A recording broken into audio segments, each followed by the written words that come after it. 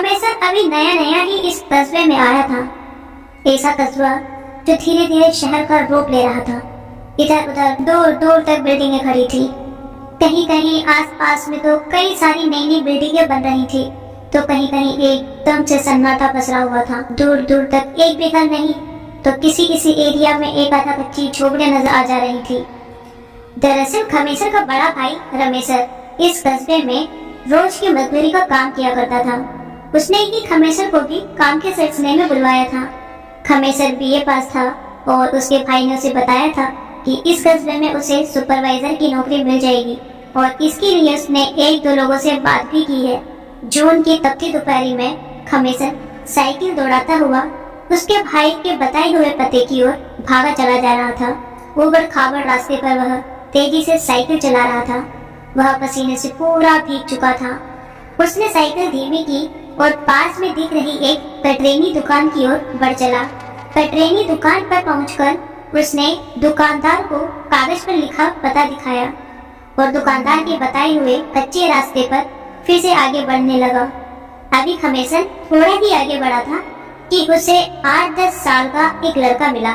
लड़के ने हाथ दिखाकर खमेसर को रुकने का इशारा किया और कहा कि अंकल, मुझे भी ले चलेंगे क्या? खमेसर ने रुककर वह पता दिखाया और बताया कि उसे यहाँ पहुँचना जरूरी है। फिर उस लड़के ने कहा कि यह पता उसे पता है और उसे भी उधर ही जाना है। फिर क्या था, खमेसर ने उस लड़के को साइकिल पर आगे ही बिठा लिया और उससे कुछ बातें करते हुए आगे बढ़ने लगा। लगभग 5-7 मिनट के बाद लड़के ने खमेसर को एक नई बिल्डिंग बन रही थी उसकी ओर इशारा करते हुए बताया कि यह वही बिल्डिंग है जिसका पता आप पूछ रहे थे। फिर लड़के ने कहा कि अंकल, पहले आप अपना काम कर लीजिए, फिर मेरा घर थोड़ा और आगे है, वहाँ मुझे छोड़ देना।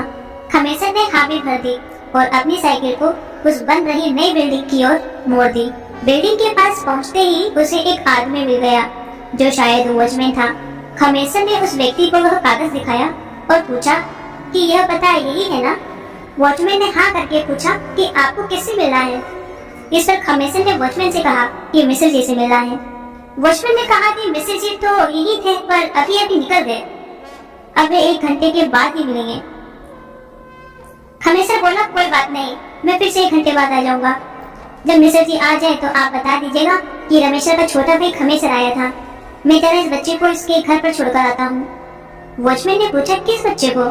इस पर खमेसर ने उस 8-10 वर्ष के बच्चे की तरफ इशारा करते हुए कहा कि इस बच्चे को। वॉचमैन को थोड़ा अजीब लगा क्योंकि उसे कोई बच्चा नहीं दिखाई दे रहा था, पर उसने बात को टालने के लिए कह दिया कि ठीक है, जाओ, पर 1 घंटे तक आ जाना, क्योंकि मिस्र जी आने के 2-3 घंटे बाद फिर यहाँ से निकल जाएंगे।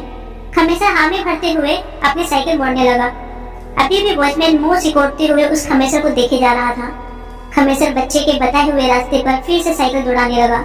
लगभग 20-25 मिनट साइकिल दौड़ाने के बाद वह एक सुनसान इलाके में पहुंचा। इस इलाके की जमीन पूरी तरह से उबड़ खाबड़ और जंगली थी। जगह जगह झाड़ियां उगी हुई थी, कहीं कहीं कुछ छोटे बड़े गड्ढे भी थे। खमेसर ने हैरान होते हुए उस बच्चे से पूछा कि क्या तुम इस इलाके में रहते हो? बच्चे ने हाँ कहते हुए कहा कि हाँ अंकल, मैं इसी इलाके में रहता हूँ। फिर सामने एक खंडर जैसी जगह की ओर इशारा करते हुए कहा कि अंकल, मैं यहीं रहता हूँ, आप मुझे यहीं छोड़ दीजिए, अब मैं चला जाऊंगा। खमेसर के दिमाग में तो मिस्र जी से मिलने की जल्दबाजी लगी हुई थी, कहीं देर ना हो जाए, यही बात चल रही थी। जल्दबाजी में उसने बच्चे से और कुछ पूछे बिना बच्चे को वहीं उतारकर तेजी से साइकिल मोड़कर फिर उसी रास्ते पर वापस चला गया। 20-25 मिनट साइकिल दौड़ाने के बाद वह फिर से अपने पते पर आ गया। वॉचमैन ने बताया कि मिस्र जी आ गए हैं। अंदर मिस्र जी कुछ लोगों से बात कर रहे थे। वॉचमैन द्वारा परिचित कराए जाने के बाद फिर बातचीत हुई और मिस्र जी के यह कहने के बाद कि कल से तुम काम पर आ जाना, प्रसन्न मन से खमेसर मिस्र जी का धन्यवाद करते हुए उस बिल्डिंग से बाहर निकल गया। बिल्डिंग से बाहर निकलने के बाद खमेसर काफी शांत महसूस कर रहा था, क्योंकि वह 10-12 दिनों से काम की तलाश में इधर उधर भटक रहा था।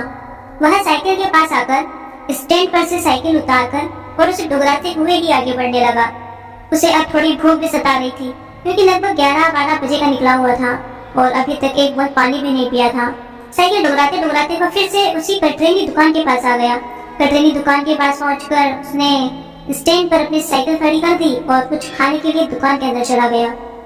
दुकान के अंदर पहुंचकर वह एक टूटे स्टूल पर बैठ गया और दुकानदार से एक लड्डू लाने के लिए कहा। दुकानदार ने कागज में एक लड्डू लपेटकर उसे दिया और साथ ही एक जग पानी और एक शीशे का गिलास भी ले आया। लड्डू खाते खाते अचानक खमेसर की नजर दुकान में ही लटक रही एक फोटो पर पड़ी, जिस पर फूल माला चढ़ी हुई थी। बच्चे की फोटो और उस पर चढ़ी फूल माला को देखकर खमेसर ने धीरे से दुकानदार से पूछा कि यह आपका लड़का है क्या? दुकानदार ने उदास मन से हमें भरते हुए कहा कि हाँ बाबू, यह मेरा ही लड़का है। अभी इसकी उम्र भी क्या थी, दुनिया भी ठीक से नहीं देख पाया था, पर भगवान की मर्जी के आगे भला किसकी मर्जी चलती है। दुकानदार की इतनी बातें सुनने के बाद खमेसर धीरे से उठा और उस फोटो के पास पहुंचकर गौर से उसे देखने लगा। फोटो को गौर से देखने के बाद अचानक उसे कुछ याद आया और उसके चेहरे पर घबराहट के साथ पसीना भी आ गया। उसके पूरे शरीर में कंपन शुरू हो गई। बिना कुछ बोले वह फिर से अपनी जगह पर जाकर बैठ गया। दुकानदार ने खमेसर के गिलास में चाय उड़ेलते हुए कहा कि बाबू, सबको जाना है, पर समय से जाना अच्छा लगता है। यह मेरा लड़का बहुत ही होनहार और उपकारी था, सबकी सहायता करता था, यहाँ तक कि अनजान लोगों की भी। इस एरिया के सभी लोग इसे बहुत चाहते थे। मेरा बेटा यहाँ के आसपास के सारे इलाकों को अच्छे से जानता था। जब कोई भी अनजान व्यक्ति पता पूछता था तो केवल पता ही नहीं बताता था, बल्कि उस व्यक्ति को उस पते तक छोड़कर आता था। इसकी वजह से सभी लोग उसे बहुत प्यार करते थे। लगभग 1 महीने पहले की बात है। एक दिन एक अनजान मेरी दुकान पर आया। उसे उसी जगह पर जाना था जहाँ से आप आ रहे हैं। मेरा बेटा उस अनजान को लेकर वहाँ पहुँचा। उस दिन उस बिल्डिंग के दूसरे माले पर पेट आदि बांधने का काम चल रहा था। पता नहीं मेरे बेटे के दिमाग में क्या आया कि वह उस पेट पर चढ़ गया। अभी वह पेट पूरी तरह से बांधा भी नहीं गया था और उसका पैर वहाँ से फिसल गया। वहाँ के कुछ लोग उसे अस्पताल लेकर भागे, लेकिन वो रास्ते में ही दम तोड़ चुका था। इतना कहने के बाद वह दुकानदार भीड़ मिलाकर रोने लगा। अब खमेसर थोड़ा आराम महसूस कर रहा था, पर वह सोच नहीं पा रहा था कि इस दुकानदार को कैसे बताए कि अभी इसी लड़के ने उसे उस पते तक पहुँचाया था। अभी खमेसर कुछ बोले इससे पहले ही दुकानदार फिर बोला, बाबू, फिर हमने अपने बच्चे को मुर्दिया पर ले जाकर दफना दिया। दुकानदार ने बातों की बातों में यह भी बता दिया कि यह मुर्दिया आप जो पता पूछे थे उसके थोड़ा दूर आगे ही है। फिर अचानक खमेसर के भी आंसू निकल पड़े। वह रोते हुए उस दुकानदार से बोला कि काका, इस लड़के ने आज ही मुझे उस पते पर पहुंचाया और फिर मैंने इसे मुर्दिया पर ले जाकर छोड़ दिया, क्योंकि ये लड़का बता रहा था कि यह यहीं रहता है। अब तो वह दुकानदार और भी फूट फूट कर रोने लगा और कहने लगा कि बाबू, जरूर वह मेरा मुन्ना ही होगा, क्योंकि कल भी इसने किसी को इसी पते पर पहुंचाया था। पर जब उस व्यक्ति ने मुझे यह बात बताई तो मैं बोल पड़ा कि ऐसा नहीं हो सकता, क्योंकि मेरे मुन्ना को गए तो महीना हो गए। पर जब आज आपके साथ भी यही घटना घटी तो अब मुझे यकीन हो गया कि वह मेरा मुन्ना ही होगा और वह मुर्दिया से आकर अपनी इसी दुकान के आसपास ही रहता होगा। अभी दुकानदार को खमेसर की बात चल ही रही थी कि खमेसर के पते वाला वह वॉचमैन भी वहाँ चाय पीने आ गया। उसे देखते ही दुकानदार उसे चाय देने लगा। वॉचमैन ने चाय पीते हुए खमेसर से पूछा कि बाबू, एक बात बताइए, जब आप मेरे पास गए थे तो मैंने तो किसी को भी आपके साथ नहीं देखा, फिर भी आप बोल रही थी कि इस बच्चे को छोड़ने जा रहा हूँ। उस समय में कुछ समझ नहीं पाया था। इस पर दुकानदार फिर से रो पड़ा और कहा कि वॉचमैन बाबू, वह मेरा मुन्ना था और इसने शायद आपको दिखाई नहीं दिया। अब वॉचमैन को सारी बात क्लियर हो गई थी, क्योंकि उसने पिछले 15-20 दिनों में कितने अनजान लोगों को ये कहते सुना था कि बच्चे को छोड़कर आ रहा हूँ। दोस्तों, कहानी कहानी होती है, यह भी कहानी है, पर वह भी पूरी तरह से काल्पनिक। इसे मनोरंजन के रूप में देखें, पर यह कहना कि आत्माएं नहीं होती, यह बात मुझे हजम नहीं होती। मैं तो बार बार यही कहता हूँ कि अगर भगवान का अस्तित्व है तो भूतों का क्यों नहीं।